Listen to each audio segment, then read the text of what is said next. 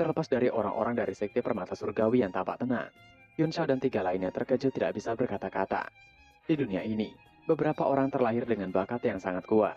Dalam sejarah benua Tianwu, mereka dikenal sebagai Divine Body. Dalam catatan yang diketahui, ada lebih dari 10 jenis Divine Body. Tubuh berbisa bumi surga milik Meng Bai, dan tubuh 9 yang milik Guru Luo. Keduanya dianggap sebagai Divine Body. Setiap Divine Body sangatlah kuat dan setidaknya tidak tertandingi di masa depan. Setelah kemunculan Divine Body, semua jenis teknik body refining terus-menerus digali dan dipelajari oleh para ahli dari generasi sebelumnya dengan harapan mereka dapat terus mendekati fisik Divine Body melalui pelatihan yang diperoleh. Namun, sebagian besar berakhir dengan kegagalan, dan hanya sedikit yang berhasil. Namun mereka juga disebut teknik rahasia tertinggi dari sekte utama, yang tidak dapat disebarkan. Teknik penempaan tubuh tirani Yun Xiao adalah salah satu yang terbaik. Bahkan dia yang pernah menjadi Martial Sovereign dari 9 surga, tidak tahu bahwa ada hal seperti mewarisi Divine Body di dunia ini. Namun, dia dengan cepat menjadi tenang dan mencibir. Warisan Divine Body, jika mereka benar-benar luar biasa, bagaimana mungkin sekte permata surgawi hanya menjadi salah satu dari 3 sekte utama di Kekaisaran Dust Flame? Seharusnya mereka menjadi salah satu dari 7 kekuatan besar di benua Tianwu. Mendengar itu, semua orang juga penasaran akan fakta di balik semuanya. Yang kemudian Wang Songhe tertawa licik mengatakan, tentu saja karena Divine Body sangat misterius dan juga sulit untuk dipahami. Sejak ia memasuki sekte permata surgawi, hanya satu orang yang bisa mendapatkan warisan dari tempat ini. Duan Yue yang mendengar hanya satu orang yang bisa memilikinya terkejut dan berteriak. Semua itu hanya omong kosong, tidak ada Divine Body di sana. Sedangkan di sisi Yun Xiao, dia mulai menebak siapa orang yang bisa mendapatkan Divine Body itu. Apakah itu adalah Xin Ruyu? Wang Songhe membenarkannya, karena Xin Ruyu memperoleh warisan Divine Body. Bulan terang jadi dia menerimanya sebagai murid. Wang Songhe sembari tersenyum meneruskan. Dalam sejarah sekte permata surgawi, total ada 5 orang yang telah memperoleh warisan Divine Body. Pada akhirnya, mereka semua melangkah ke ranah Martial Sovereign dan menjadi pahlawan hebat di dunia. Mendengar itu, Ding Er dan Guru Luo sama-sama tersenyum. Mereka bergumam bahwa menjadi Martial Sovereign adalah impian bagi sebagian besar orang. Tapi itu sama sekali bukan masalah bagi Yun Xiao. Wang Songhe menyipitkan matanya saat dia menatap Yun Xiao dan mengatakan, apakah Lord Yun Xiao bersedia mencobanya? Harganya adalah 2 perjanjian dengan jumlah 2 miliar. Apapun hasilnya, ia akan mengaktifkan formasi teleportasi antar provinsi dan mengirim mereka berempat melintasi provinsi. Dia kemudian menanyakan pendapat Yun Xiao tentang penawarannya itu. Tapi tiba-tiba terdengar suara teriakan Duan Yue yang mengatakan, apakah Wang Songhe menganggap mereka bodoh? Ada baiknya segera keluarkan 2 miliar Primordial Stone dan tukarkan dengan sesuatu yang hanya berhasil dilakukan oleh 5 orang dalam ribuan tahun. Wang Songhe mengabaikan Duan Yue dan menatap Yun Xiao sembari mengulangi kata-katanya. Apakah Yun Xiao bersedia mencobanya? Di sisi Yun Xiao, dia terlihat tengah berpikir. Dia diam sejenak. Semua orang yang menatap Yun Xiao, dan tebing itu tiba-tiba sunyi. Yun Xiao melihat kata-kata yang tertulis di dinding gua yang berbunyi, 24 jembatan cahaya bulan. Untuk waktu yang lama sebelum dia mengatakan pada Wang Songhe. Pemimpin sekte Wang Songhe benar-benar tahu bagaimana caranya berbisnis. Wang Songhe tersenyum dan mengatakan, 2 miliar Primordial Stone memang banyak. Namun, untuk sosok tak tertandingi seperti Yun Xiao, dia tidak akan menyerah untuk meningkatkan seni bela dirinya. Bahkan jika peluangnya hanya 1 dari 10.000. Apakah ia mengatakan kebenarannya? Yun Xiao juga tersenyum dan mengatakan dengan ekspresi bersemangat. Katakan padanya bagaimana jika ia ingin mewarisinya. Duan Yue terkejut. Dia menegur Yun Xiao apakah Yun Xiao telah gila. Itu adalah uang 2 miliar. Apakah Yun Xiao akan merelakan begitu saja hanya untuk sebuah teknik yang tidak diketahui? Jantung Wang Songhe berdetak kencang. Dan pendapatnya tentang Yun Xiao segera naik beberapa tingkat. Meskipun dia berharap Yun Xiao akan menerima tawarannya dan melupakan tentang 2 miliar Primordial Stone. Tapi ia tidak berharap Yun Xiao akan sesenang itu. Keberanian Yun Xiao memang luar biasa. Sekelompok tetua dari sekte permata surgawi juga saling memandang. Memiliki pemikiran berbeda tentang pilihan Yun Xiao. Wang Songhe menunjuk ke air terjun dan mengatakan, untuk Yun Xiao melihat kalimat yang tertulis di dinding gua itu. Tepatnya, di bawah kata paling ujung. Sebelum Wang Songhe menyelesaikan kata-katanya, Yun Xiao menyela mengatakan, apakah ada gua di sana? Wang Songhe terkejut karena Yun Xiao dapat mengetahuinya. Dia menanyakan bagaimana cara Yun Xiao bisa mengetahui itu. Yun Xiao mengatakan, tidak ada harta karun yang bisa lolos dari matanya. Ding Er memberinya 2 jempol dan tersenyum menyemangati Yun Xiao. Ia yakin Yun Xiao bisa melakukannya. Sedangkan Duan Yue dalam keadaan kecewa.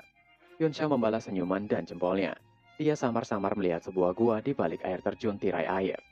Dan dengan satu langkah, dia bergegas ke dalamnya. Orang-orang dari Sekte Permata Surgawi tidak menunjukkan banyak ekspresi di wajah mereka. Karena jumlah murid yang telah memasuki sekte tersebut mencapai puluhan juta. Dan dalam ribuan tahun terakhir, hanya ada 5 dari mereka. Ketika Shinryu pertama kali mendapatkan warisan Divine Body, tidak ada yang mempercayainya. Pada akhirnya, itu baru dikonfirmasi setelah sebulan keributan.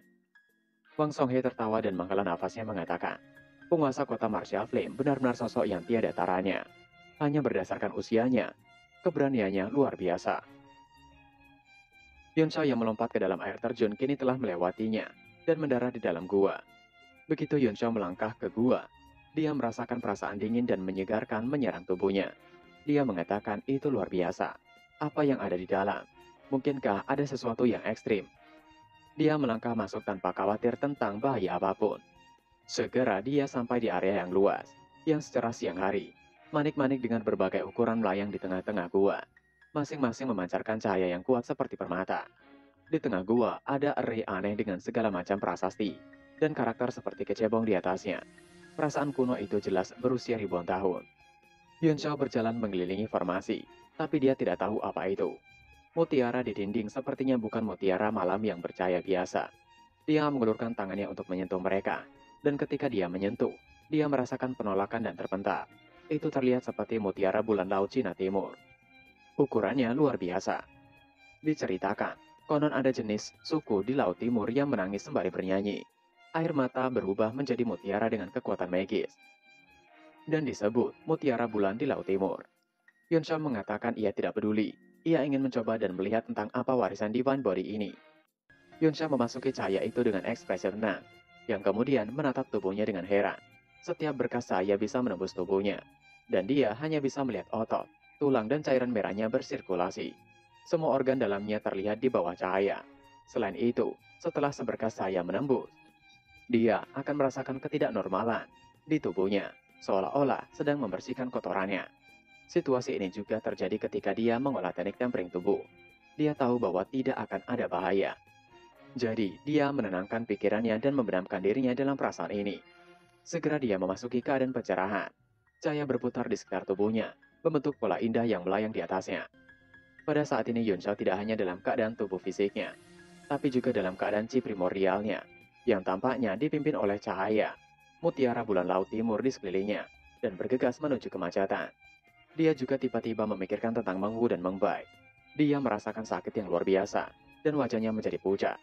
Meskipun dia berpura-pura baik-baik saja di depan semua orang waktu itu, ketika tidak ada orang di sekitar, dia akan berkultivasi dengan sangat gila, sehingga dia hanya akan berhenti ketika berada di ambang kehancuran. Yun Xiao berteriak memanggil Wei Jing dan Yao Jingliang. Ia bersumpah akan membuat mereka menjadi abu. Matanya dipenuhi amarah, dan tubuhnya sedikit gemetar. Semua jenis emosi negatif mengalir ke otaknya, dan dia tidak bisa mengendalikan dirinya sendiri.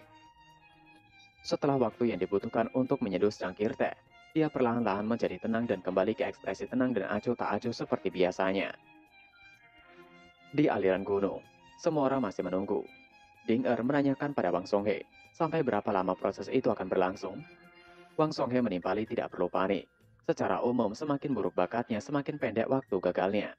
Tuan kota Yun Xiao telah berada di sana lebih dari 1 jam atau 2 jam, dan dia sudah jauh lebih baik daripada orang biasa.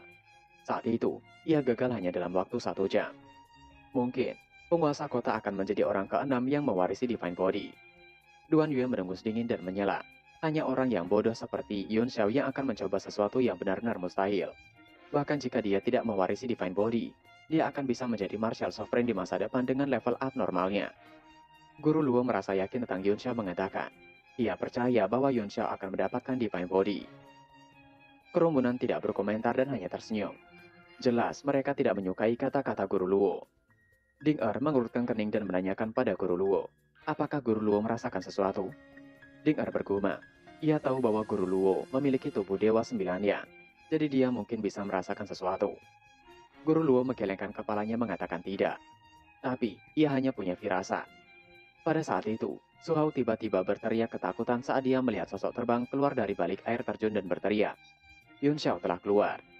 Yun Xiao mendarat dengan lembut di depan orang yang banyak. Wajahnya masih tenang sumur kuno, dan tidak ada ekspresi yang terlihat. Guru Luo adalah orang yang pertama menanyakan tentang hasilnya. Apakah Yun Xiao telah berhasil? Sedangkan Duan Yue telah merasa bahwa Yun Xiao pasti gagal.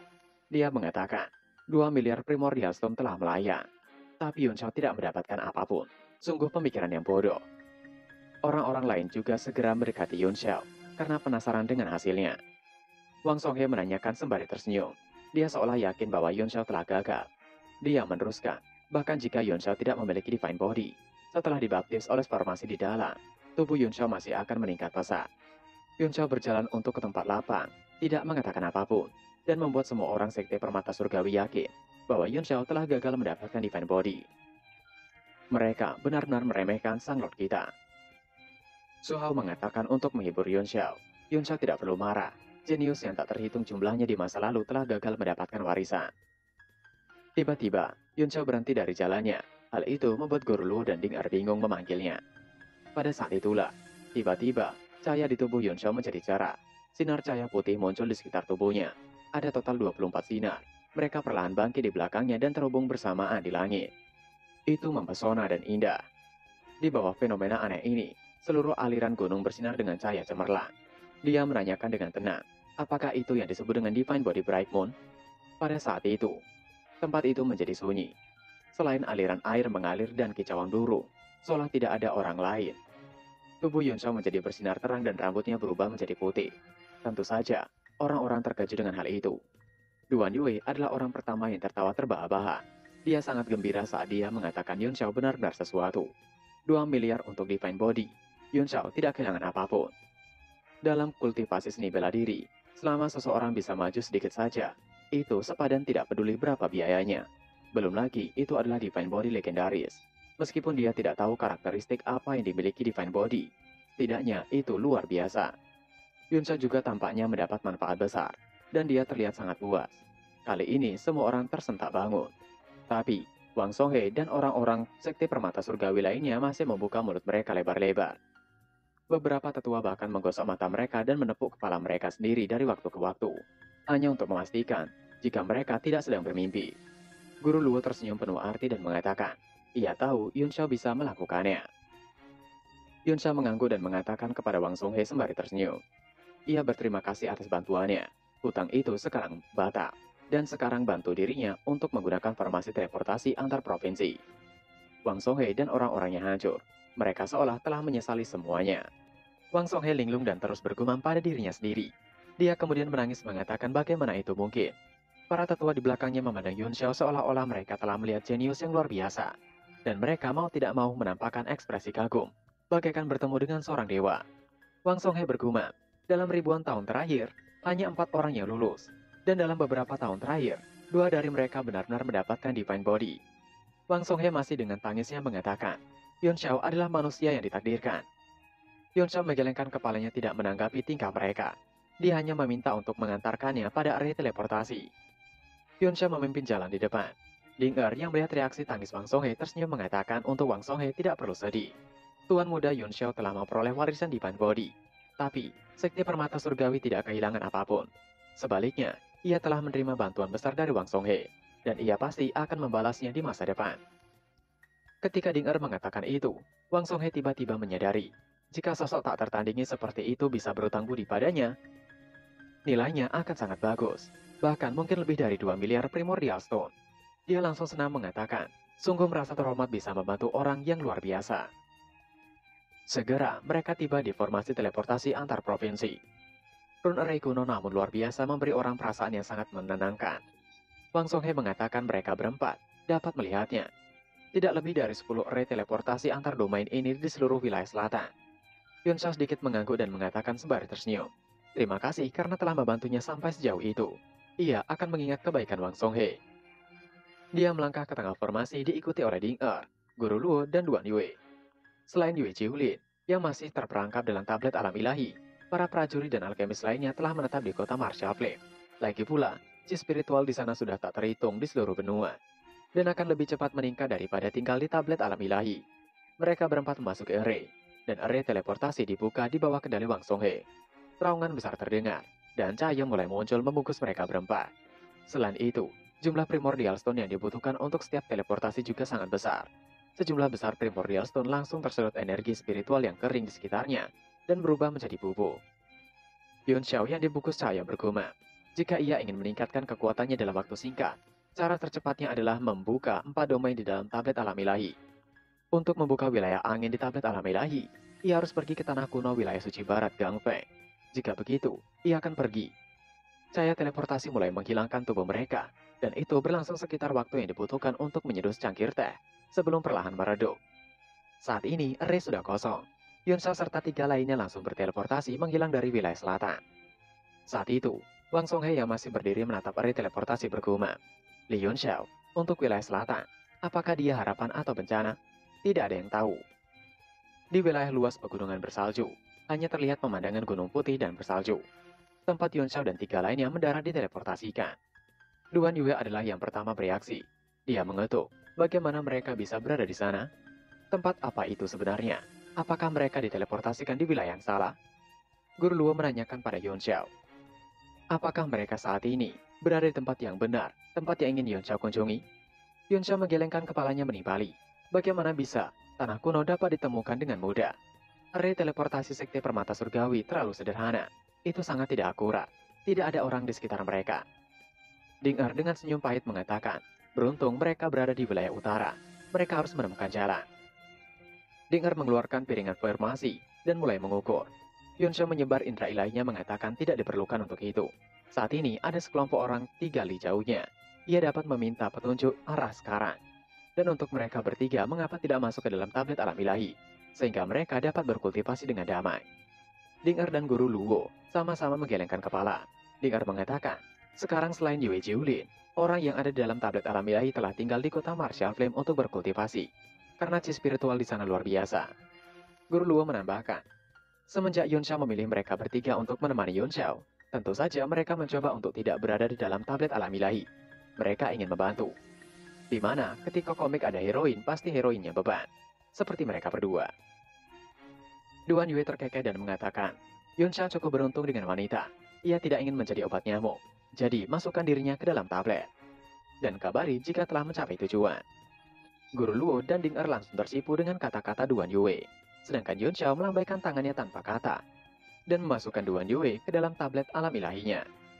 Setelah memasukkan Duan Yue ke dalam tablet alam ilahi, Yun Xiao, Ding Er dan Guru Luo memandang ke depan. Di depan, terlihat ada kepulan salju. Akibat dari kedatangan sesuatu. Mata Yun Xiao melebar menyadarinya. Yun Xiao yang melihatnya mengatakan itu adalah kuda naga. Segera, sekelompok orang muncul di ujung hutan belantara. Ada lusinan orang dan sejumlah besar kuda naga dan kereta. Tampaknya itu adalah kelompok pedagang. Ding Er bingung apa yang disebut dengan kuda naga. Yun Xiao menjelaskan, di garis depan karavan ada 2 kuda naga yang tinggi. Dikatakan bahwa binatang iblis ini memiliki garis keturunan naga. Dan tubuh mereka akan mencerminkan karakteristik naga tertentu. Namun, banyak alkemis telah gagal mengekstrak bahkan jejak kekuatan naga dari cairan merah kuda naga. Setelah mencoba segala macam metode.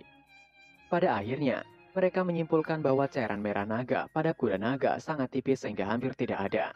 Tapi bagaimanapun juga, kuda naga adalah binatang iblis tingkat 3 yang terkenal. Itu bukanlah sesuatu yang bisa ditaklukkan oleh pasukan biasa sesuka hati. Saat itu, kedua pria yang menunggang kuda naga di depan karavan memiliki sosok yang perkasa. Salah satu dari mereka berteriak untuk mereka berhenti. Dan dia menanyakan pada Yun Xiao, dan apa yang bisa mereka lakukan untuk membantu. Yun Xiao berteriak bahwa ia tersesat. Bagaimana cara agar ia bisa sampai ke hutan Jingge? Namun salah satu dari mereka mengatakan mereka tidak tahu. Silakan pergi dan jangan menghalangi jalan mereka. Wajah salah satu pemimpin menjadi gelap. Auranya sangat tenang dan samar-samar menyebar. Orang itu sebenarnya memiliki basis kultivasi martial grandmaster. Yun Xiao menghela napas dan bergumam. Wilayah selatan benar-benar yang terlemah di benua Tianwu. Dan setiap penunggang kuda acak di wilayah utara memiliki basis kultivasi dari martial grandmaster. Di pegunungan selatan, seorang yang berada di ranah martial grandmaster akan menjadi tetua dari kekuatan besar. Saat itu tiba-tiba, suara yang sangat ringan datang dari karavan. Seperti seorang pemuda menanyakan, apakah Yun Xiao dan yang lainnya ingin pergi ke hutan Jinghe? Berapa orang yang bersama dengan Yun Xiao? Pada saat itu, ekspresi pemimpin karavan kuda berubah, dan dia buru-buru mengatakan pada pemuda itu, bahwa mereka tidak tahu dari mana orang-orang itu berasal. Mereka seharusnya tidak ikut campur. Dari dalam karavan, suara pemuda itu terdengar lagi. Menurutnya mereka bukan orang jahat. Selain itu, Demon Plains itu sangat berbahaya. Jika mereka tidak membantu Yun Xiao dan yang lainnya, mereka akan kehilangan nyawa. Ding Er terkejut mencoba untuk mengkonfirmasinya. Apakah saat ini mereka tengah berada di Demon Plain? Yun Xiao juga mengerutkan kening. Dia mengatakan meski Demon Plain tidak mematikan seperti tanah terlarang lainnya, itu masih merupakan tempat berbahaya di benua Tianwu. Sejumlah besar kultivator binasa di dalamnya sepanjang tahun, karena berdekatan dengan hutan Jingge. Seorang pemuda menggulung tirai memperlihatkan wajah pucat dan tampan membenarkan apa yang dikatakan oleh Yun Xiao. Jika Yun Xiao ingin pergi ke hutan Jingge, maka mereka harus melewati Demon Plain ini. Bisa dikatakan sebagai pertahanan alami hutan. Kota tentara bayaran dan hutan Jingge juga merupakan tempat paling kacau di benua Tianwu. Semua jenis penjahat dan buronan senang datang ke tempat ini. Selama mereka mampu membayar hadiahnya, orang-orang ini akan melakukan apa saja. Itu adalah kota preman. Ini adalah pedalaman dari Demon Plain. Bagaimana Yun Xiao bisa sampai di sana? Mungkinkah formasi teleportasi langsung mengirim mereka ke tempat itu? Pemuda itu sangat pintar dan menebak alasannya dengan benar. Yun Xiao dengan turun dari atas membenarkannya. Ada penyimpangan dalam teleportasinya, dan ia seharusnya langsung pergi ke hutan Jingge. Pemuda itu hanya perlu menunjukkan jalan padanya. Mereka tidak perlu membawa dirinya untuk pergi bersama. Pria muda itu tampaknya sakit parah. Meskipun wajahnya penuh senyum, itu tidak bisa menyembunyikan ekspresi pucatnya. Dia tersenyum dan mengatakan tidak apa-apa. Mereka akan lebih aman dengan lebih banyak orang.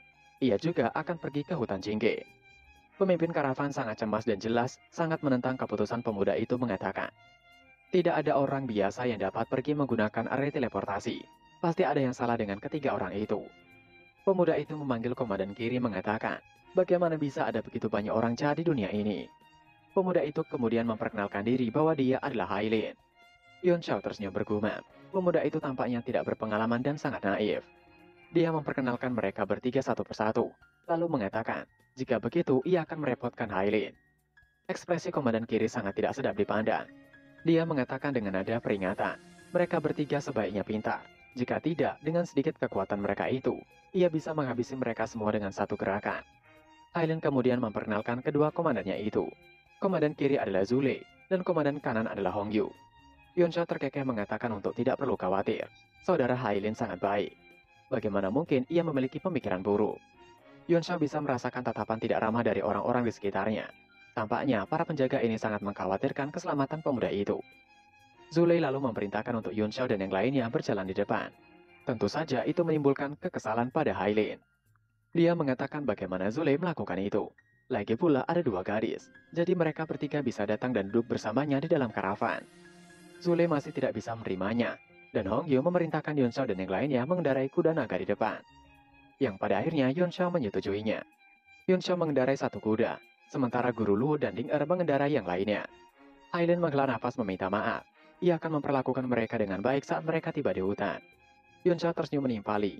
Hailin terlalu baik. Ia telah bertahun-tahun tidak menunggangi kuda naga ini. Ia sangat merindukannya. Zule merengus dingin. Di matanya tidak pernah lepas dari Ding Er.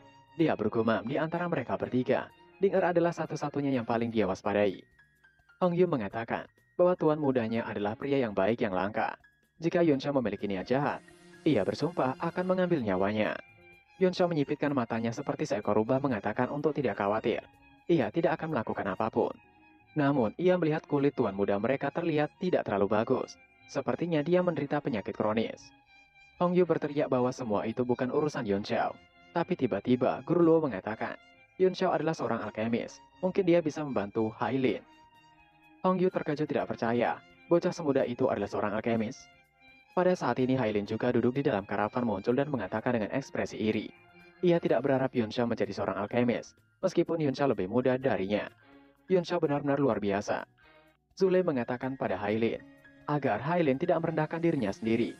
Jika bukan karena penyakitnya, prestasi Hailin akan jauh di atas rata-rata rekan-rekan lainnya. Meskipun saat ini Hailin sedang dilanda penyakit, tidak banyak teman sebayanya yang bisa dibandingkan dengannya. Hailin mengatakan dengan seolah putus asa, prestasi macam apa yang Zule katakan? Ia lebih baik mati daripada hidup. Mata Yun Xiao berkedip dengan cahaya keemasan saat dia melihat wajah Hailin sebentar. Lalu dia tersenyum mengatakan, jika ia tidak salah, tubuh Hailin lemah karena garis keturunan yang sangat mendominasi di tubuhnya, bukan? Semua orang terkejut mendengar itu. Bagaimana tidak? Yunsha bahkan tidak memeriksanya dan bisa mengatakan penyakit yang diderita oleh Hailin secara benar. Zule buru-buru menghentikan kuda naga. Ekspresinya terkejut melintas di matanya saat dia mengatakan, Yunsha benar-benar seorang alkemis. Bagaimana Yunsha bisa mengetahuinya hanya dalam sekali pandang? Aileen mengatakan bahwa Yunsha memiliki mata yang bagus. Bahkan, alkemis hebat tingkat 6 harus mengamati untuk waktu yang lama sebelum dia berani membuat klaim seperti itu. Apakah Yunsha memiliki ide? Setelah dia bertanya, dia sepertinya merasa itu sedikit tidak pantas dan menertawakan dirinya sendiri. Dia mengatakan dengan sedih, tidak ada cara untuk menyembuhkan penyakitnya. Sang alkemis pernah mengatakan padanya bahwa hanya alkemis tingkat ke-9 yang bisa menyembuhkan penyakitnya. Dunia ini luas, tapi di mana lagi seorang dapat menemukan alkemis tingkat 9? Dia mengatakannya dengan gelombang kesedihan, dan orang-orang di sekitarnya juga menjadi sedih. Yunsha yang melihatnya bergumam. Terlihat bahwa Hailin masih memiliki kesan dan loyalitas yang baik terhadap bawahannya. Ding-er dan Guru Luo saling memandang dan tersenyum penuh arti. Mereka bergumam, mungkin karma baik dari Hailin telah mempertemukannya dengan Yunsha. Yunsha bukan alkemis tingkat ke-9 sekarang, tapi dia pernah menjadi alkemis tingkat 9. Yunsha segera turun dari kuda naga mendekati Hailin menanyakan, bisakah ia melihat tubuh Hailin lebih dekat? Hailin mengatakan untuk Yunsha tidak perlu mengkhawatirkannya. Ia tidak memiliki banyak harapan pada penyakitnya itu. Yunsha menanggapi, karena Hailin tidak punya harapan, mengapa tidak membiarkannya untuk melihatnya? Hailin tertegun sejenak sebelum dia tersenyum dan mengatakan, tolong. Zule mengerutkan kening, dan ekspresi waspada muncul di wajahnya. Tetapi pada akhirnya dia tidak mengatakan apa-apa. Dia menyaksikan Yunsha mendekati karavan, dan kemudian dia meminta izin untuk menyentuh tangan Hailin. Dia mengumpulkan chi spiritual di tangannya. Yunsha secara bertahap menginvasi tubuh Hailin dengan indera ilahi, dan ekspresi terkejut secara bertahap muncul di wajahnya. Pada saat itu, Zule segera menanyakan bagaimana kondisi dari tuan mudanya. Yunsha mengatakan betapa kuatnya ritme bumi. Ini adalah cairan merah monster tipe bumi. Ini sangat mungkin menjadi eksistensi peringkat ke-9. Sambil mengerutkan kening, Yunsha mulai melafalkan binatang iblis macam apa itu. Salah satu dari 3 binatang utama. Sesuatu telah salah. Aisul Dragon Rock. Apakah itu tidak benar? Matanya tiba-tiba menyusut dan dia berkata dengan ngeri. Mungkinkah itu Kunkka Audicester? Wajah Hailin dipenuhi keterkejutan. Kegembiraan melintas di wajah Zule saat dia menanyakan pada Yunsha. Apakah Yunsha yakin? Itu adalah garis keturunan yang memiliki cairan merah Kaukun Daicester. Hailin terkejut, dia mengatakan. Pada saat itu, sang alkemis juga mengatakan bahwa cairan merahnya mengandung kekuatan binatang iblis tipe bumi. Namun dia telah mencoba semua jenis metode, tapi dia tidak dapat menemukan jenis binatang iblis apa itu. Pada akhirnya dia tidak berdaya. Sebelum dia pergi, dia mengatakan bahwa kecuali mereka dapat memastikan jenis kekuatan garis keturunan binatang iblis itu, mereka dapat menemukan obat yang tepat. Zule mengatakan, ia yakin pasti itu adalah Kaukun Daicester. Karena setiap kali Hailin kehilangan kesadaran, bayangan besar berbentuk banteng akan muncul di belakangnya. Yunsha mengatakan seperti yang diharapkan itu benar. Zule bahagia mengatakan itu bagus, penyakit tuan mudanya bisa disembuhkan. Hong Yu menambahkan, alkemis tingkat 6 mengatakan bahwa selama mereka tahu binatang iblis macam apa itu, mereka akan punya jalan untuk menyembuhkan Hailin. Di sisi lain, Hailin adalah yang paling tenang. Meski wajahnya juga memerah karena kegirangan, dia tetap bertanya dengan tenang, apakah Yunsha punya cara untuk menyembuhkan penyakit dalam tubuhnya itu? Guru Luo dan Ding-er telah penuh harap. Yunsha telah mengambil langkah, pastinya akan mudah dan bisa. Tapi ketika pemikiran mereka belum selesai, Yunsha mengatakan itu sulit. Mendengar jawaban Yunsha membuat semua orang kehilangan harapan, seolah mereka adalah gelas kaca yang hancur berkeping-keping. Ekspresi Komandan Zule berubah. Dia mengerutkan kening dan bertanya dengan bingung. Bagaimana itu bisa terjadi? Bukankah mengetahui sumber kekuatan garis keturunan adalah obatnya? Yunsha menyentuh hidungnya dan menimpali dengan senyum, bahwa sang alkemis benar. Namun jika itu adalah Kaukun Daicester, metode itu tidak akan berhasil. Hailin tetap diam. Mengerutkan kening sambil menunggu, dia melanjutkan. Harus diketahui bahwa 5 elemen di langit dan bumi saling memperkuat dan menangkap. Setiap binatang iblis memiliki musuh bebuyutannya. Namun Kaukun Daicester adalah binatang iblis dari zaman kuno. Hanya keberadaan tipe kayu yang kuat dari zaman kuno yang bisa menahannya. Di mana mereka akan menemukan monster-monster tipe kayu tingkat 9 puncak untuk melawan kekuatan garis keturunannya.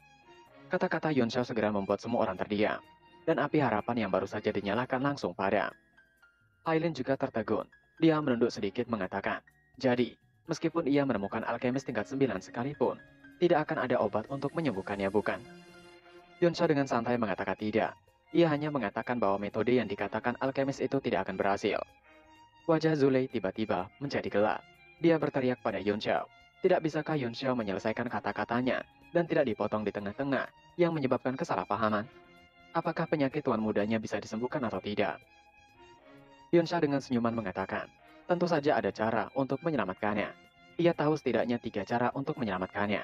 Tapi tidak satu pun dari mereka akan lebih mudah daripada menemukan alkemis tingkat 9. Aileen pasti mengenakan harta Suan tipe kayu. Jika tidak, tubuhnya tidak akan dapat menekan kekuatan Kau Kun Daistester itu. Aileen terkejut mendengarnya. Dia yang tadinya menunduk sedih mulai menatap Yun Xiao dengan mengeluarkan sebuah liontin yang memancarkan cahaya spiritual dan mengatakan, Yun Xiao memang seorang master. Ini adalah mutiara roh kayu. Yun Xiao mengangguk. Dia melihat dan mengamati liontin itu mengatakan seperti yang diharapkan. Itu adalah harta karun tertinggi unsur kayu. Tapi, ia khawatir itu tidak bisa menekannya terlalu lama. Tapi, di wilayah Demon Plains, ia tahu satu hal yang dapat menyembuhkan penyakit Hailin. Hailin masih tidak sabaran. Dia berteriak lagi apakah Yun Xiao mengatakan ada di wilayah Demon Plains. Dia meminta untuk Yun Xiao segera mengatakan padanya. Bahkan jika ia harus membalikan seluruh Demon Plains, ia akan menemukannya. Yun Xiao mengatakan untuk tidak terlalu bahagia terlebih dahulu. Ia menanyakan, apa binatang iblis yang paling kuat di Demon Plains ini? Ekspresi Komandan Zule berubah dan seketika menjadi sangat tidak sedap dipandang mengatakan, apakah maksud Yun Xiao adalah burung ular roh, bersayap 9, atau tipe shattering tapir? Apakah ia harus mendapatkan mereka?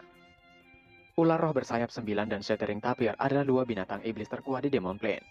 Jumlah mereka tidak banyak, tapi mereka adalah eksistensi tingkat 8. Bahkan Martial Sovereign untuk umat manusia tidak akan berani bertarung sendirian. Ding Er mengerutkan kening dan tiba-tiba masuk dalam pembicaraan mengatakan tidak. Makhluk paling kuat di Demon Plains bukanlah ular roh bersayap 9, juga bukan shattering tapir, tapi tikus pemakan roh 5 elemen. Hong Yu yang sedari tadi dia mulai mengatakan, apakah Ding Er baru saja menyebut tentang tikus pemakan 5 elemen? Ding Er mungkin tidak tahu ini, tapi tikus pemakan 5 elemen hanyalah makhluk peringkat ketiga. Dirinya bisa menghabisi lebih dari 100 dari mereka dengan satu gerakan. Ding Er mengangguk membenarkannya dan meneruskan, tikus pemakan 5 elemen tidak kuat secara individual.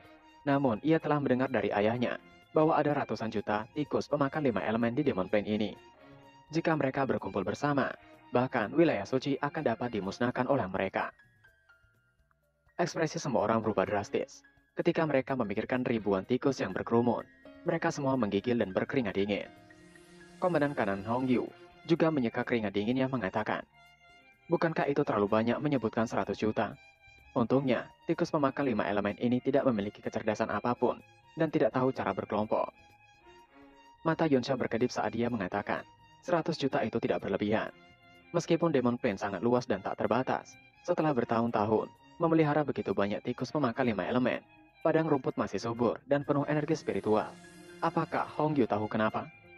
Semua orang tercengang dan mulai berpikir dengan hati-hati. Hong Yu mengatakan, meskipun mereka berada di hutan Qinggeng yang bersebelahan dengan Demon Plains, mereka tidak pernah memikirkan masalah ini. Aileen membenarkannya, tikus pemakan 5 elemen itu hidup dengan memakan rumput spiritual Demon Plains. Jadi mengapa itu Demon Plains tidak tandus selama puluhan ribu tahun? Yun Xiao melihat ekspresi semua orang dan mengatakan, itu karena di inti tanah iblis, ada pohon kehidupan yang telah ada sejak awal waktu. Ini disebut evergreen atau hijau abadi. Jika mereka ingin menyembuhkan Hailin, maka salah satunya jalan adalah menemukan pohon itu. Komandan kanan Hong Yu mengerutkan kening mengatakan, ia tidak pernah mendengar tentang pohon evergreen sebelumnya. Namun mereka telah menjelajahi Demon Plains selama bertahun-tahun. Tapi mereka tidak pernah melihatnya. Yun Xiao mengatakan memang tidak mudah. Dia segera melompat ke atas kuda meneruskan, tidak mudah menemukan pohon evergreen. Itu bukan sesuatu yang bisa dijelaskan dalam beberapa kata. Sebaiknya mereka pergi ke hutan Qinggeng terlebih dahulu. Mereka semua tampaknya adalah tentara bayaran dari hutan Qinggeng. Bisakah mereka menganalisis situasi dari dalam? Aileen mengatakan ia akan menjelaskannya sembari mereka melakukan perjalanan. Sedangkan Ding Er bergumam, hutan Qinggeng selalu menjadi tempat yang kacau, dan mereka tidak menyebar di sana. Jadi mereka hanya mengetahui sedikit informasi. Aileen mulai menjelaskan bahwa hutan Qinggeng sebenarnya adalah tempat yang kacau. Banyak orang binasa setiap harinya, tapi masih banyak orang yang masuk. Karena ini adalah surga kekerasan, surga bagi mereka yang tidak beradab. Selama memiliki kekuatan atau uang, maka bisa mendapatkan semua yang diinginkan di sana. Tampaknya sangat kacau di dalam, tapi sebenarnya memiliki aturan sendiri. Ada lebih dari 100 faksi, besar dan kecil, dan 3 di antara menyebut diri mereka sebagai raja tentara bayaran. Tidak satu pun dari mereka yang mau tunduk satu sama lain, dan mereka telah bertarung dalam pertempuran yang tak terhitung jumlahnya, mengakibatkan kebinasaan dan cedera yang tak terhitung jumlahnya. Aileen berhenti di tengah-tengah beberapa kali sebelum melanjutkan. Ada 3 pemimpin. Pemimpin dari 3 grup tentara bayaran terbesar di hutan Jingge. Dia adalah Shen Feng, pemimpin grup Skeleton, Chen Chuanziu, pemimpin grup Badai, dan pemimpin grup pemula, Aulin Shanghuan. Mata Yun Xiao sedikit menyipit. Ding Er dan Guru Luo menatapnya dengan senyuman di mata mereka. Ekspresi komandan kiri Zule berubah serius saat dia mengatakan pada Hailin. Jika wakil kapten mendengar apa yang Hailin katakan, dia pasti akan menghukumnya. Hanya ada satu raja tentara bayaran di hutan ini, dan itu adalah Komandan Hao Lian. Yun Xiao yang curiga menanyakan, dari grup mana mereka? Hailin mengatakan, mereka adalah dari grup pemula. Ayahnya adalah Hei Beifei, wakil dari grup pemula. Yun Xiao memiliki perasaan aneh di hatinya. Dia bergumam, mereka berada di pihak yang sama. Mereka berbicara sambil berjalan, dan setelah beberapa mil, mereka tiba-tiba merasakan fluktuasi yang aneh. Indra ilahi Yun Xiao adalah yang paling kuat, jadi dia dengan cepat merasakannya, dan wajahnya berubah. Hailin memperhatikan ekspresinya dan bertanya dengan heran. Yun Xiao yang masih duduk di kuda naganya melihat ke kejauhan mengatakan untuk mereka semua berhati-hati. Ada sekelompok besar tikus pemakan 5 elemen yang datang dari depan. Komandan kiri dan kanan saling memandang. Keduanya agak curiga tapi mereka tahu bahwa Yun Xiao adalah seorang alkemis dengan level yang agak tinggi. Jadi wajar jika indra ilahinya jauh lebih unggul daripada mereka. Hong Yu menanyakan, apakah Yun Xiao mengatakan sekelompok tikus pemakan 5 elemen? Bukankah mereka tidak suka berkelompok? Zule mencoba meyakinkan bahwa itu hanyalah tikus pemakan 5 elemen. Tidak peduli seberapa banyak dari mereka, tikus-tikus itu tidak akan bisa menyakiti mereka. Saat itu Zule tiba-tiba, ekspresinya berubah drastis dan menjadi semakin pucat. Dia menggunakan teropong melihat ke depan. Ada bayangan gelap bangkit dari tanah di depan dan dia berteriak ngeri. Itu benar-benar tikus pemakan 5 elemen yang berkelompok. Itu tidak mungkin. Sejumlah besar kelompok tikus pemakan 5 elemen membentuk seperti air bah yang meluap dan mengalir ke arah mereka. Semua orang di karavan berhenti. Dalam beberapa tarikan nafas, semua orang melihat hamparan hitam yang luas, seolah-olah gelombang hitam melonjak ke arah mereka. Bersamaan dengan warna hitam, ada juga suara mencicit tikus yang tak terhitung jumlahnya, yang menembus gendang telinga semua orang. Meskipun komandan kiri Zule ketakutan, bagaimanapun juga dia adalah orang tua. Dia segera tenang dan berteriak untuk orang-orangnya, bentuk lingkaran besar dan lindungi tuan muda mereka. Jika seseorang binasa dalam pertempuran, mereka harus kecilkan lingkarannya, dan harus menjaga keamanan lingkaran itu. Masing-masing mengeluarkan senjata mereka dan membentuk lingkaran besar di sekitar Hailin, Yun Xiao, dan 2 lainnya. Mereka menunggu dengan tenang sampai tikus pemakan 5 elemen datang. Hailin dengan putus asa berteriak untuk mereka semua jangan khawatirkan dirinya. Bentuk formasi penusuk dan serang. Dirinya adalah tuan muda. Mereka harus mendengarkan apa yang ia katakan. Semua orang menghadap keluar tanpa bergerak, dan tidak ada yang mendengarkannya. Yun Xiao diam-diam memuji mereka di dalam hatinya. Kualitas grup pemula ini memang bagus. Ding Er dan Guru Luo melompat dari kuda mereka melangkah maju mengatakan, mereka akan bergabung dalam pertempuran. Komandan kiri Zule hendak menolak. Tapi ketika dia melihat bahwa basis kultivasi Ding Er tidak kalah dengannya, dan Guru Luo juga seorang martial king, dia mengangguk dan mengatakan, ia harus menyusahkan mereka. Jika mereka bisa kembali hidup-hidup kali ini, grup pemula akan sangat berterima kasih. Ding Er mengatakan semenjak mereka telah mengenal satu sama lain, maka secara alami mereka harus bekerja sama. Saat itu Yun Xiao turun dari kuda naganya dan mengatakan, tidak perlu membuat pertempuran begitu besar. Dengan begitu banyak tikus pemakan 5 elemen, bahkan seorang martial grandmaster tidak dapat menahan mereka terlalu lama. Ia menyarankan agar mereka mengurangi ukuran lingkaran pertempuran dan membaginya menjadi 2 kelompok. Siapapun yang tidak bisa bertahan, orang lain akan mengambil alih. Mereka juga bisa memperhatikan keselamatan rekan mereka dan membantu siapapun yang berada dalam bahaya. Jika mereka terus berotasi seperti ini, mereka seharusnya bisa bertahan sampai gelombang tikus berlalu. Mata Hailin berbinar, dan dia dengan cepat mengatakan apa yang dikatakan Yun Xiao itu benar. Dia kemudian memerintahkan Zule untuk segera kecilkan lingkaran pertempuran. Mata Komandan Zule berkedip karena terkejut. Ide Yun Xiao memang sangat bagus. Dia segera berteriak untuk kecilkan lingkaran pertempuran. Semua ahli di peringkat Martial Lord dan di atasnya akan berdiri di ring terluar, dan mereka yang berada di bawah peringkat Martial Lord akan beristirahat di tengah. Selalu perhatikan rekan-rekan mereka. Semua orang bubar dalam sekejap, dan lebih dari 10 orang menyerbu masuk. Lingkaran pertempuran segera menyusut lebih dari setengahnya. Dengan kuda naga dan tandu yang masih ada di dalam, sepertinya agak ramai. Wajah semua orang dipenuhi dengan kehikmatan yang belum pernah terjadi sebelumnya. Gelombang tikus dengan cepat menyerbu. Dari kejauhan, itu tampak seperti langsung menelan lingkaran kecil itu, menenggelamkannya dalam misa yang gelap. Lingkaran cahaya tiba-tiba melonjak di sekitar. Para ahli di atas tingkat Martial Lord menyerang pada saat yang sama, mendorong massa hitam tikus, dan banyak dari mereka bahkan dikirim terbang. Meskipun tikus pemakan 5 elemen adalah binatang iblis tingkat 3, kekuatan serangannya tidak kuat, dan pertahanannya beberapa kali lebih tinggi dari binatang iblis tingkat ketiga, membuatnya sangat sulit untuk dihabisi. Bahkan jika menginjaknya menjadi peti daging, dia bisa langsung pulih. Orang-orang ini semuanya ahli yang sering berjalan di Demon Plane. Mereka semua memahami prinsip ini, jadi mereka semua mengeluarkan senjata dan menebas. Di bawah cahaya pedang, tikus-tikus pemakan 5 elemen ini dihabisi menjadi 2 satu persatu. Namun jumlah mereka terlalu banyak. Setelah sejumlah besar dari mereka dihabisi, mereka kembali lagi.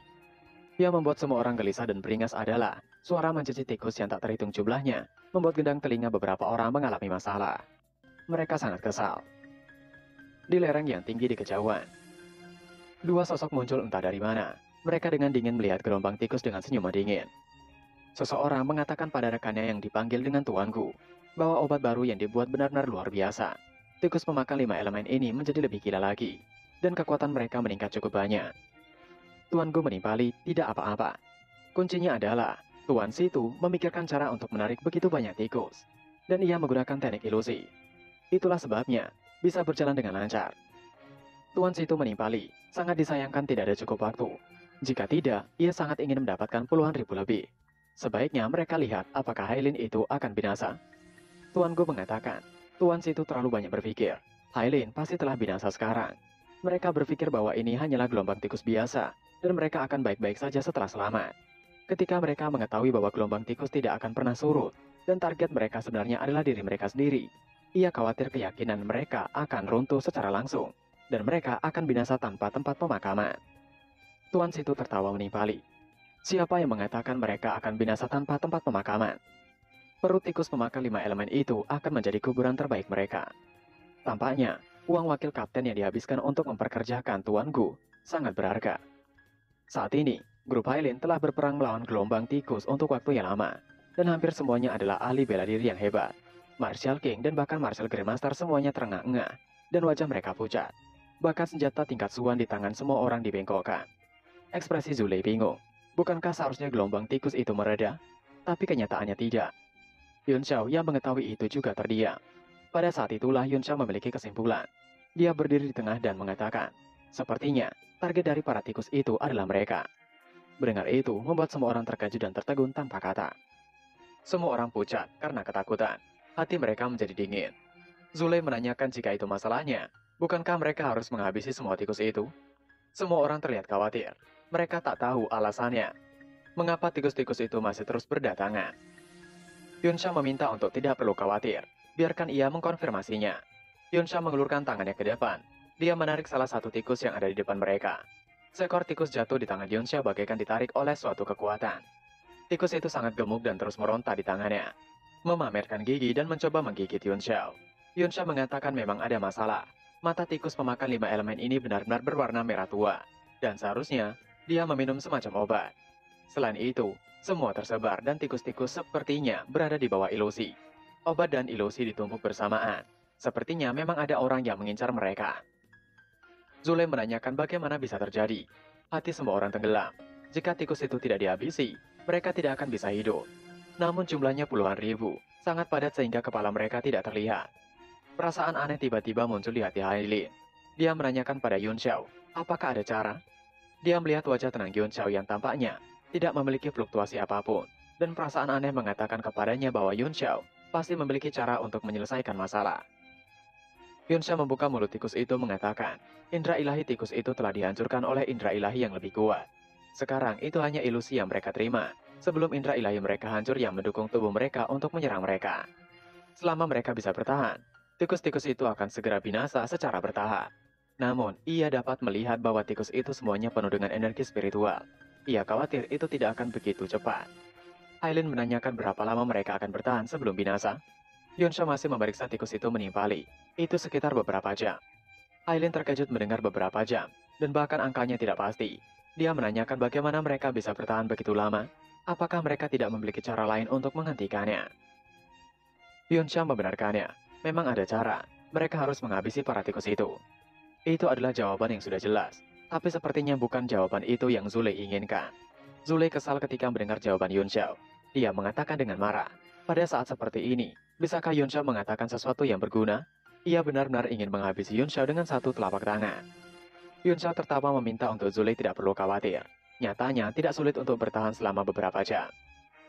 Kebanyakan binatang iblis takut api, dan ia memiliki api aneh yang sangat kuat. Jika ia membiarkannya dan mengelilingi mereka, tikus pemakan 5 elemen itu seharusnya tidak berani untuk bergegas menerobos mereka. Di dalam tablet alam ilahi, bentuk jiwa Yunsha segera muncul di tablet alam ilahi dan mengatakan pada Duan Yue yang sedang berkultivasi. Ia perlu meminjam api bumi Blue Lotus milik Duan Yue. Duan Yue dan Yue Jiwilin sama-sama duduk di wilayah api dan berkultivasi. Selama beberapa hari terakhir, mereka berdua telah bertanding satu sama lain, dan keduanya telah membuat kemajuan besar dalam kekuatan mereka. Duan Yue membuka matanya dan mengerutkan kening, dan mengatakan bahwa Yunsha mengejutkannya sampai-sampai ia akan binasa. Dan tidakkah Yunsha memiliki api Phoenix? Yang Yunsha tahu hanyalah bagaimana memeras dirinya. Yunsha kesal dan mulai memaki. Duan Yue harusnya tahu ia tidak bisa mengendalikan api itu dengan baik. Ia akan membakar dirinya sendiri. Jika ia tidak berhati-hati, ia meminta untuk Duan Yue jangan banyak omong kosong. Saat ini sedang dalam keadaan darurat. Setelah itu, api berwarna hijau keluar dari tablet alam ilahi yang berukuran kecil di tangannya. Semua orang yang melihatnya terkejut, karena merasa takjub itu adalah api bumi Blue Lotus. Zule mengatakan pada Yunsha, mengapa Yunsha tidak mengeluarkannya sedari awal? Yunsha meletakkan tablet alam ilahi di tanah mengatakan, bagaimana ia tahu bahwa mereka adalah target para tikus itu? Yunsha tertawa meneruskan, ia tidak tahu. Selain itu, Zule tidak memintanya untuk berpartisipasi dalam pertempuran. Api hijau secara bertahap muncul dari tablet alam ilahi. Itu tiba-tiba berubah menjadi garis api dan membakar lingkaran pertempuran. Dimanapun api itu lewat, cahaya yang menyilaukan akan padam, membutakan semua orang. Suhu di medan pertempuran naik dalam sekejap. Api menyebar keluar dari dalam ring. Di bawah kendali gerakan mantra Yunsha, meluas menjadi cincin api yang mengelilingi kerumunan. Suara mencici terdengar lebih jelas. Tikus pemakan 5 elemen yang di dekat api berteriak lebih keras saat mereka terus mundur dari cincin api. Seolah-olah, mereka sangat takut dengan nyala api. Zule berbinar dan dia berkata dengan sangat gembira. Mereka selamat. Yunsha benar-benar hebat. Dia memberikannya acungan jempol. Semua orang sangat gembira dan mata mereka berubah menjadi hormat saat mereka melihat ke arah Yunsha. Dinger dan Guru Luo tersenyum tanpa mengucapkan sepatah kata pun. Api kecil ini bukanlah apa-apa. Bahkan Tuan Muda Yun saja sudah cukup untuk menghabisi semua tikus itu. Yunsha bergumam. Nyatanya selama bendera perang api Tian Luo digunakan, semua tikus bisa dibakar sampai binasa. Tapi dalam hal ini, kekuatan Yunsha akan terungkap. Bahkan jika dia tidak menggunakan bendera pertempuran api Tian Luo, dia masih memiliki beberapa cara untuk melenyapkan tikus-tikus itu. Namun hutan masih merupakan tempat yang tidak dikenalnya. Dan dia tidak ingin menarik perhatian terlalu dini. Tiba-tiba asap dari tikus yang dibakar itu memasuki hidung Yunsha yang membuatnya langsung ngiler. Ia mengatakan, sepertinya tikus bakar benar-benar luar biasa. Melihat tingkah konyol Yunsha membuat Hailin terkejut tidak percaya. Ketika api bumi Blue Lotus membakar di sekitar mereka, memberi mereka kehangatan dan rasa aman yang tak terlukiskan. Dan mereka semua sangat berterima kasih kepada Yunsha. Hailin juga memujinya dengan ekspresi iri di wajahnya. Dia menanyakan, alkemis tingkat berapa Yunsha saat ini? Hingga Yunsha bisa mengendalikan api bumi Blue Lotus. Semua orang mendengarkan dengan penuh perhatian, ingin tahu tentang pemuda misterius ini. Yunsha mengatakan dengan santai, ia tidak bisa mengatakan dengan jelas tapi sepertinya ia berada di tingkat 5. Dalam hal kekuatan, Yunsha tidak jauh lebih lemah dari keberadaan tingkat 6, tapi lencana yang diberikan kepadanya oleh asosiasi alkemis adalah tingkat ke-5. Hailin terkejut mendengarnya. Dia buru-buru menangkupkan tinjunya dan membungkuk mengatakan dengan hormat.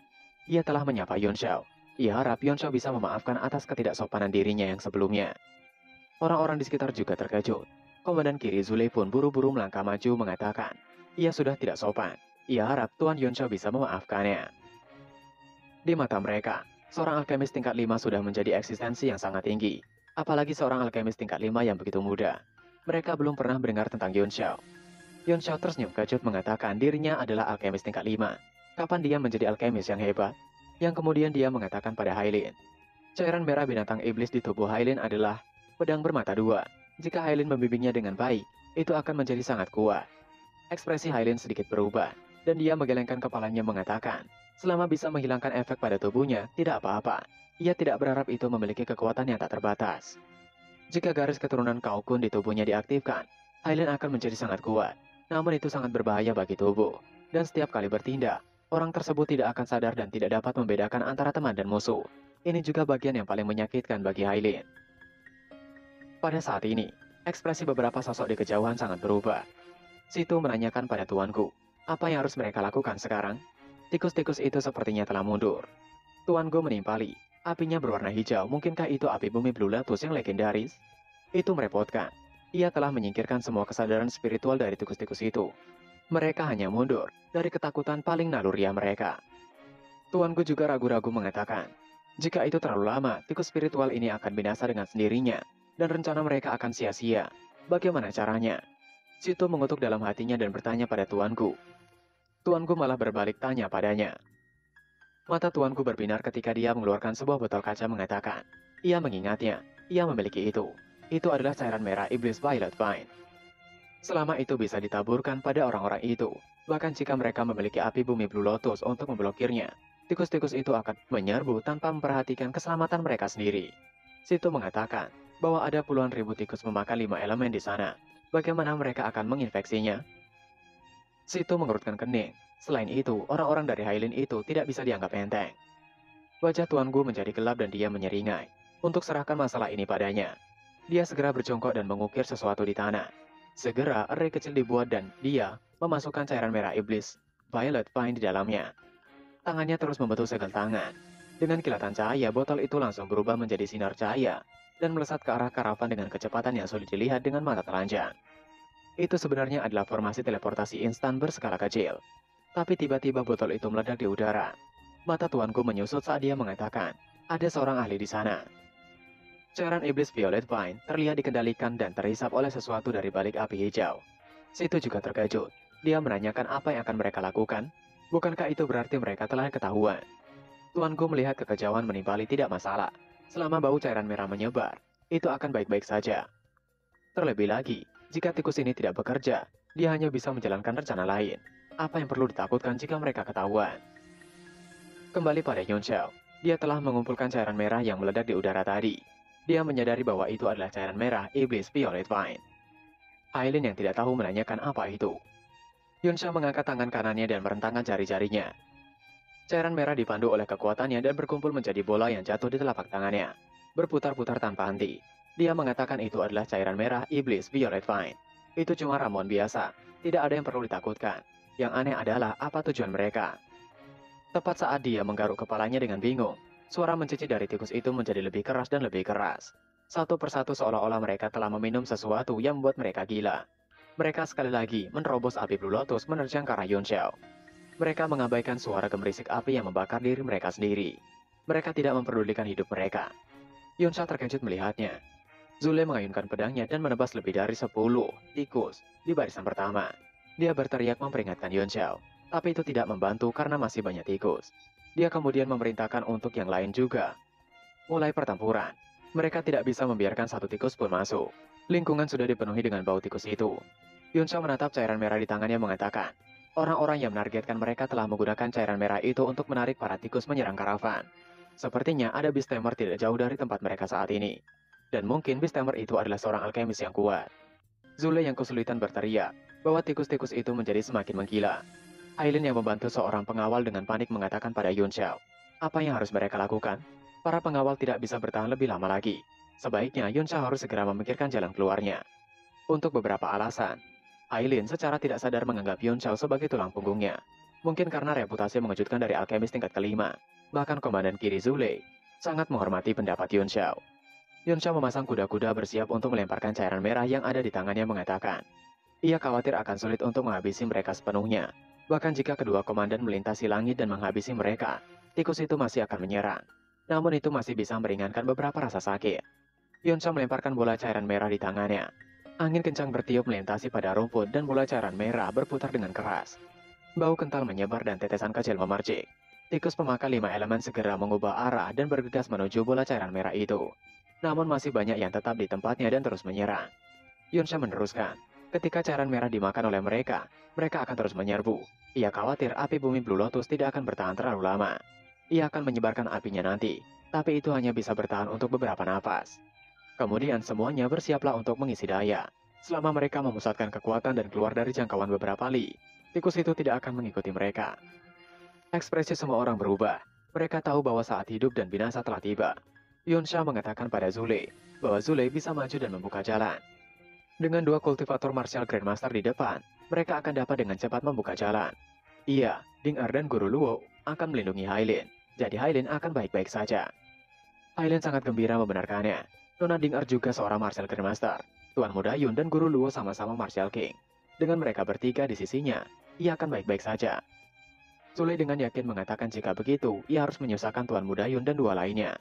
Selama mereka bisa kembali hidup-hidup kali ini, grup pemula pasti akan berterima kasih. Meskipun ia tidak tahu mengapa mereka bertiga ingin pergi ke hutan Jingge. Selama grup tentara bayaran pemula ada di sana, tidak peduli apa yang mereka bertiga ingin lakukan. Wakil Kapten Hai Bei akan melakukan yang terbaik untuk membantu mereka. Dengan memimpin formasi, Zule meneruskan. Grup dagang pemula adalah kelompok dagang terkuat di benua Tianwu. Ia meminta untuk pengawal mendengarkan perintahnya. Mereka harus membentuk formasi baji untuk keluar. Sedangkan Yonsha yang menunggang kuda dengan yang lainnya berteriak untuk bersiap juga. Ia akan membakar para tikus. Yonsha membuat segel tangan, dan seberkas cahaya melintas. Api bumi Blue Lotus langsung naik dan menyebar ke segala arah. Nyala api itu begitu kuat sehingga tidak hanya sangat panas, tapi juga memancarkan gelombang aura unsur. Kemanapun itu lewat, terdengar jeritan kesakitan dan aroma daging panggang memenuhi udara. Bahkan api yang dikendalikan Yonsha itu menyelimuti pedang dan tameng milik para pengawal. Itu membuat mereka terkejut bahagia. Terutama Zule, dia mengatakan, ia menjadi lebih percaya diri sekarang. Dia kemudian menginstruksikan untuk semua orang ikut dirinya. Mereka menerobos dengan kecepatan penuh. Zule dan pengawal lainnya membuka jalan dengan menerobos para tikus. Sedangkan Yonsha di belakang membawa kuda dan karavan. Tidak jauh dari sana, Situ mengatakan pada Tuan Gu bahwa orang Hailin telah menyerang. Namun Tuan Gu menimpali untuk tidak perlu khawatir. Tikus-tikus itu pasti akan mengikuti mereka. Situ mengatakan walaupun para tikus itu hanya tingkat 3, tapi mereka ada puluhan ribu. Ia benar-benar ingin melihat orang Hailin dilahap. Tapi tiba-tiba, wajah Tuan Gu terkejut, karena tikus-tikus itu menjadi cepat binasa. Situ juga tentu terkejut. Dia menanyakan apakah waktu para tikus itu sudah habis, sehingga cepat sekali binasanya. Tuan Gu mengatakan tidak, pasti ada yang salah, karena orang-orang itu bisa menghabisi puluhan tikus dengan sekali serang. Ia yakin ada seorang expert di antara mereka. Situ panik menanyakan, apa yang harus mereka lakukan? Gelombang tikusnya hampir habis. Tuan Gu menanyakan apa yang Situ panikan. Arah karavan Hailin pasti. Hutan Jingge. Dan ada banyak kesenangan yang akan menunggu mereka di sana. Apakah Situ sudah lupa? Mereka memiliki rencana kedua. Dengan senyuman jahat, Tuan Gu mengatakan ia ingin melihat siapa expert yang merepotkan dirinya itu. Kembali pada Yonsha dan karavan, yang pada akhirnya mereka berhasil menerobos sekumpulan tikus pemakan 5 elemen dan menjauhinya. Mereka begitu gembira ketika mendapati bahwa mereka selamat. Zule yang terlihat kelelahan dengan mengusap keringatnya mengatakan, mereka harus cepat kembali ke kota sementara ketika masih punya satu napas tersisa. Jika tidak, mereka harus menunggu sampai besok sebelum langit menjadi gelap. Yonsha menimpali, berlari sampai kehabisan tenaga. Bagaimana jika mereka bertemu musuh? Jelas ini adalah rencana seseorang yang sengaja menyerang mereka. Zule menoleh ke arah Yonsha dengan terkejut. Tapi dia tidak bisa menyanggah kebenaran itu. Wajah Hong Yu menjadi gelap dan dia berteriak untuk semua orang berhenti dan beristirahat. Yang pada akhirnya mereka memutuskan untuk beristirahat dan membuat perapian. Zule berpikir tampaknya masuk akal dan tidak mengatakan apa-apa. Sebaliknya, dia berjalan ke sisi Hailin dan bertanya dengan prihatin, bagaimana keadaan Hailin? Dengan menghangatkan minuman di cangkirnya, dan wajah Hailin sedikit pucat. Juga rambutnya dipenuhi keringat mengatakan ia tidak apa-apa. Ia hanya duduk di gerbong karavan dan tidak bergerak. Apa yang bisa terjadi padanya? Zule mengangguk. Dia melihat ke langit mengatakan sepertinya mereka tidak akan bisa kembali ke kota sebelum gelap. Hailin yang menyelimuti dirinya sendiri tersenyum mengatakan, selama semuanya baik-baik saja, maka tidak masalah jika mereka sedikit lebih lama. Tiba-tiba seseorang mendekat dan menyela pembicaraan mereka. Yang tidak lain adalah Guru Luo. Dia menanyakan pada Hailin dan Zule, apakah mereka tidak terkejut? Apakah mereka tidak penasaran siapa yang melakukan penyerangan itu pada mereka? Zule tersenyum menimpali. Berbagai konflik di hutan Jingge jauh lebih rumit daripada yang terlihat di permukaan. Semua jenis kejahatan bisa terjadi kapan saja. Dan ini bukan pertama kalinya mereka bertemu dengan orang-orang yang menyerang mereka. Hanya saja kali ini sangat berbahaya. Dan untungnya seluruh tim lolos dengan selamat. Hong Yu juga menghela nafas mengatakan, Ada banyak serangan balas dendam di mana bahkan tidak tahu siapa pihak lain atau mengapa mereka diserang. Tujuan utamanya sekarang adalah untuk melindungi Hailin dan kembali ke hutan Jinggi dengan selamat. Bukan untuk mencari tahu siapa musuhnya. Hal itu akan dilakukan ketika mereka kembali. Namun, musuh kali ini sangat kuat. Mereka tidak akan sederhana. Wajah Zule menunjukkan ekspresi hormat pada saat dia berkata dengan penuh semangat. Itulah mengapa dia berharap pemimpin itu dapat memimpin hutan Jingge menuju masa depan yang benar-benar lebih baik. Guru Luo tertegun. Ternyata mereka sudah terbiasa. Sungguh tak terbayangkan bahwa Zule tidak menjadi gila setelah hidup dalam bayang-bayang penyerangan sepanjang hari. Dengar sembari tersenyum mengatakan tampaknya Zule lebih percaya dan setia kepada Kaisar Muda Haulian. Bahkan ekspresi Hailin menjadi serius ketika mengatakan, Tuan Haulian akan menjadi raja tentara bayaran yang sebenarnya dan memulai era baru di hutan Jingke. Dengar mengatakan ia ingin sangat menemui Master Haulian. Saat itu, Hailin memandang Dengar dan Guru Luo, dan ekspresinya menjadi sedikit aneh. Bahkan Zule sedikit mengernyit. Hailin mengatakan tetapi, dan dia berhenti tiba-tiba. Itu menimbulkan pertanyaan untuk Guru Luo dan Dengar. Yang pada akhirnya Dengar menanyakan, mengapa? Apakah ada yang salah? Saat itu, yang menjawab adalah Yuan Xiao. Dia mengatakan, tapi Haulian benar-benar hidung belang. Dia ingin memiliki setiap wanita cantik yang dilihatnya. Yuan Xiao berkata dengan acuh tak acuh. Ekspresi kedua wanita itu berubah pada saat yang sama, mengungkapkan penghinaan, rasa malu dan kemarahan.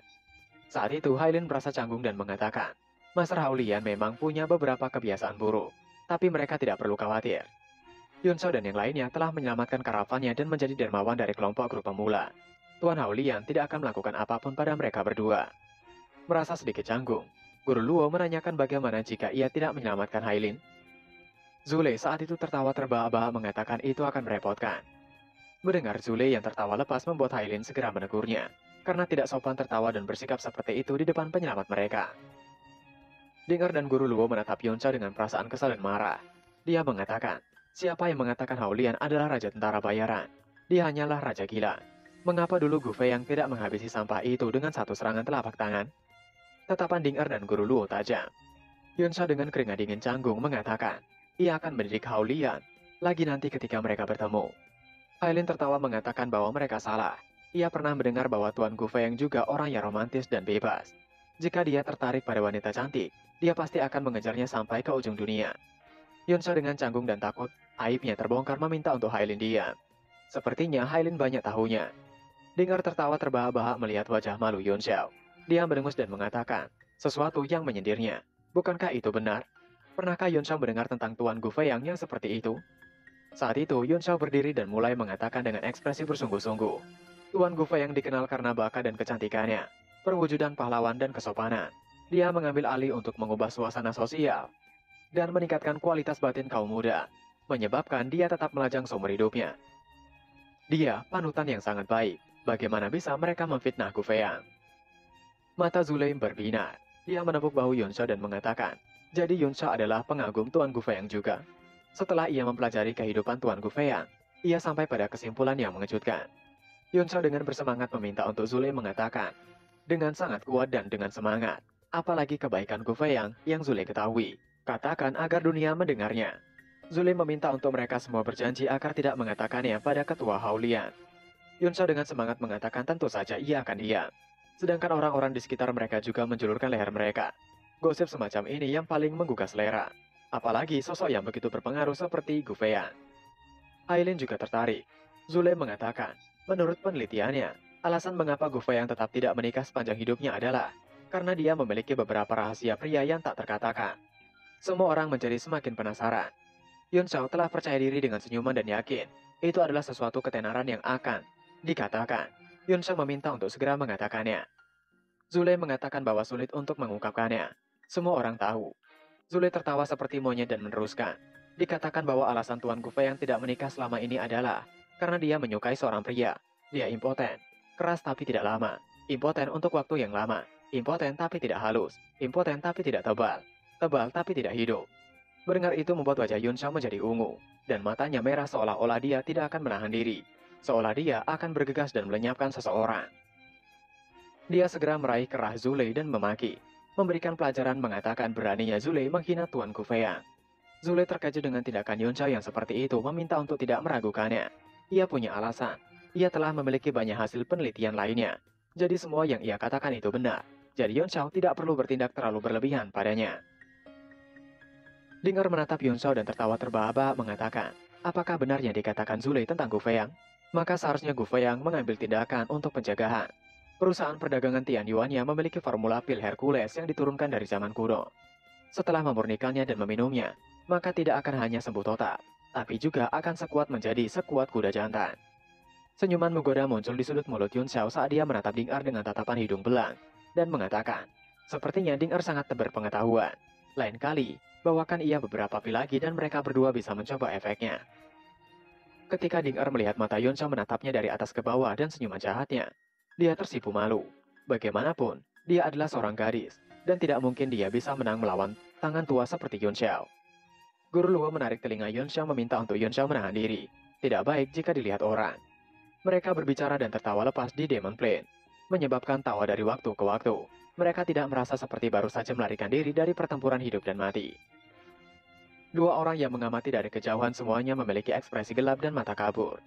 Situ menanyakan pada tuanku, mereka sudah berhenti, apa yang harus mereka lakukan sekarang? Tuanku memandangnya dengan jijik memarahi. Situ adalah seorang ahli, jadi mengapa Situ bertanya padanya apa yang harus dilakukan sepanjang hari? Formasinya tepat di depan mereka, bahkan jika mereka memulihkan kekuatan mereka, mereka tidak akan bisa melewatinya. Ia ingin melihat bagaimana ahli di dalam karavan akan menangani serangan yang akan ia lakukan selanjutnya. Mata tuanku berkedip karena kegembiraan, dan ekspresinya menyeringai menakutkan. Situ sebaliknya telah ditegur. Dia sangat marah sehingga wajahnya berubah pucat.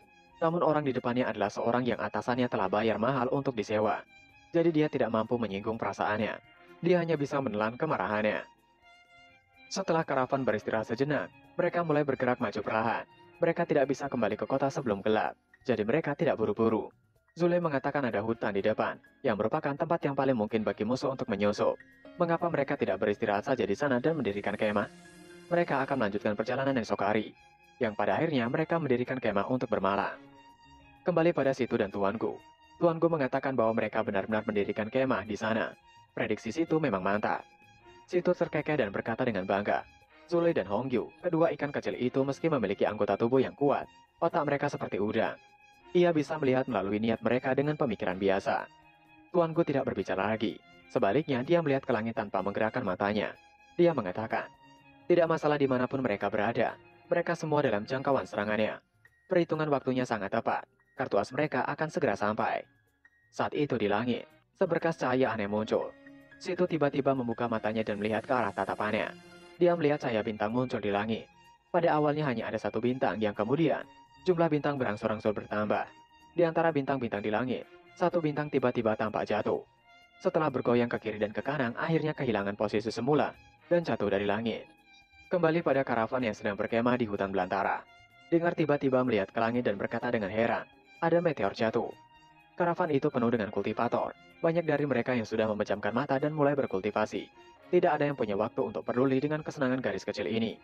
Apalagi di alam liar, ada meteor setiap hari. Jadi mereka sudah muak. Hanya Guru Luo yang juga seorang gadis yang bisa melihat bintang di matanya. Dia mengatakan itu begitu indah. Ding Er terus menarik Yun Xiao yang berada di sebelahnya. Dia meminta untuk Yun Xiao juga melihat itu. Sungguh, malam berbintang yang indah. Yun Xiao tersenyum kacut. Dia juga ingin berkultivasi dengan damai, tapi dia tidak punya pilihan selain mengangkat matanya dan melihatnya. Saat dia melihat bintang jatuh itu, matanya yang tenang dan acuh tak acuh tiba-tiba menyusut. Dia melompat dengan menatap langit berbintang dengan wajah terkarut. Yun Xiao menatap bintang jatuh yang melintas di langit dengan ekspresi yang sangat serius. Saat dia berteriak, itu bukan meteor. Itu cahaya bintang yang dibentuk oleh konvergensi kekuatan bintang. Tampaknya jatuh ke arah mereka. Semua orang melompat dan menatap langit dengan tidak percaya. Zule juga menatap sebentar dan berteriak, itu tidak mungkin, bukan? Siapa yang sebenarnya bisa mengekstraksi kekuatan bintang-bintang? Bahkan Martial Sovereign tidak bisa melakukannya. Yun Xiao mengerutkan kening mengatakan, semudah membalikan tangan untuk Martial Sovereign untuk mengekstraksi kekuatan bintang-bintang. Tetapi ini bukan ekstraksi sederhana. Seseorang pasti telah menggunakan teknik rahasia. Dan itu bukanlah serangan sederhana. Jika tidak perlu melalui begitu banyak masalah. Ada seorang ahli yang menargetkan mereka. Tapi apa tujuannya? Aileen terkejut panik menanyakan apa yang harus mereka lakukan. Mengapa mereka tidak menuju ke hutan? Yun Xiao menggelengkan kepalanya menimpali bahwa sudah terlambat. Bintang jatuh terlalu cepat. Segala sesuatu dalam jarak 100 mil berada dalam jangkauan serangannya. Sebaiknya mereka harus memikirkan cara untuk bertahan. Zule segera berteriak untuk mereka membentuk formasi untuk melindungi Hailin. Semua seniman bela diri membentuk lingkaran menutupi Hailin. Yunsha sedikit mengernyit tetapi tidak mengatakan apa-apa. Dia tidak tahu tujuan musuh mengekstraksi kekuatan bintang. Jadi dia hanya bisa menunggu dan melihat. Cahaya meteor menjadi semakin kuat. Cahaya bintang itu mulai mendekat dan membentuk formasi di udara. Mata semua orang melebar, dan keringat dingin menetes. Kekuatan bintang-bintang itu seperti kekuatan langit, membuat mereka merasakan ketakutan dari lubuk hati mereka. Tuanku yang berdiri di kejauhan menatap bintang-bintang juga sedikit gugup. Dia memberi isyarat dengan tangannya dan menunggu dengan tenang. Ketika bintang-bintang masih berjarak beberapa ribu meter dari tanah, dia akhirnya bergerak, meminjam kekuatan bintang-bintang menggeser bintang menyalurkan semangat. Dia berteriak dan tangannya memancarkan seni spiritual. Seluruh tubuhnya langsung menjadi putih pucat, seolah-olah dia telah kehilangan semua cairan merahnya. Tubuhnya juga sedikit gemetar. Cahaya bintang itu tiba-tiba mulai menyebar. Seperti kembang api, itu memenuhi seluruh langit dan menerangi bumi seolah-olah siang hari. Setelah cahaya menyebar, itu tidak hilang. Sebaliknya, itu cerah bertahap menyebar seperti danau yang terbalik di langit, memantulkan bayangan bumi. Yunsha menatapnya dengan bingung dan berkata dengan tidak percaya, itu adalah fisik secret. Dengar terkejut menanyakan, bukankah itu adalah teknik yang sudah lama hilang? Wajah Yunsha sedikit khawatir menimpali itu tidak hilang. Hanya saja masih sedikit orang yang mempelajarinya. Seseorang harus sangat berbakat dalam alkemis untuk mengeluarkan keterampilan rahasia seperti itu. Dan itu akan menyebabkan kerusakan besar pada tubuh. Pihak lain pasti menggunakan teknik rahasia untuk mengekstraksi kekuatan bintang, karena kekuatannya tidak cukup. Dengan menggunakan kekuatan bintang untuk terhubung dengan roh, dia bisa memanggil binatang iblis tingkat tinggi. Benar saja, saat itu terdengar suara mengaum. Seekor monster berbentuk ikan pari mengerikan muncul dari formasi bintang-bintang itu. Ekspresi Zule panik menanyakan pada Yunsha, monster tingkat berapa itu?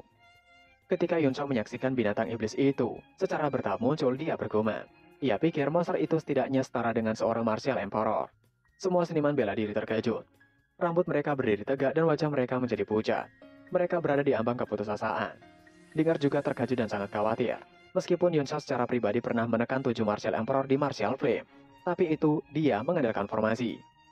Di kejauhan, si Tuheng terkejut sembari berteriak, itu adalah monster tingkat 7. Si iblis yang datang dari langit membuatnya merasa kedinginan. Seluruh tubuh tuanku sekarang juga gemetar. Wajahnya sangat pucat hingga hampir tewas, mengatakan itu sebenarnya makhluk peringkat 7. Kekuatan bintang-bintang di alam liar terlalu kuat. Ini adalah pertama kalinya ia memanggil keberadaan seperti itu. Dengar yang selalu mengandalkan Yunsha menanyakan, apa yang harus mereka lakukan? Yunsha tersenyum mengatakan untuk jangan panik. Meskipun binatang iblis ini adalah tingkat 7, itu tidak memiliki kecerdasan apapun. Itu hanya tahu cara menyerang dan tidak menakutkan. Hailin terbatuk keras dan berkata dengan senyuman pahit, Yunsha benar-benar mengagumkan. Yunsha masih tetap tenang dan tidak kenal takut di bawah tekanan monster yang setara martial emperor. Meskipun kecerdasan binatang iblis ini tidak tinggi, kekuatannya terlihat jelas. Matanya merah dan niat menghabisinya sangat berat. Ia khawatir mereka tidak akan bisa bertahan lebih dari beberapa serangan. Wajah Zule pucat, dan dia berkata dengan tekad agar Hailin tidak khawatir. Ia akan memastikan Hailin kembali hidup-hidup, apapun yang terjadi.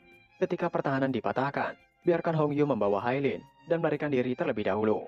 Sedikit rasa malu melintas di wajah Zule saat dia mengatakan pada Yunsha, ia tidak bisa melindungi Yunsha dengan baik. Zule telah mengucapkan kata-kata perpisahan. Itu membuat Yunsha terlihat malas. Dia meminta untuk tidak mengucapkan kata perpisahan terlebih dahulu.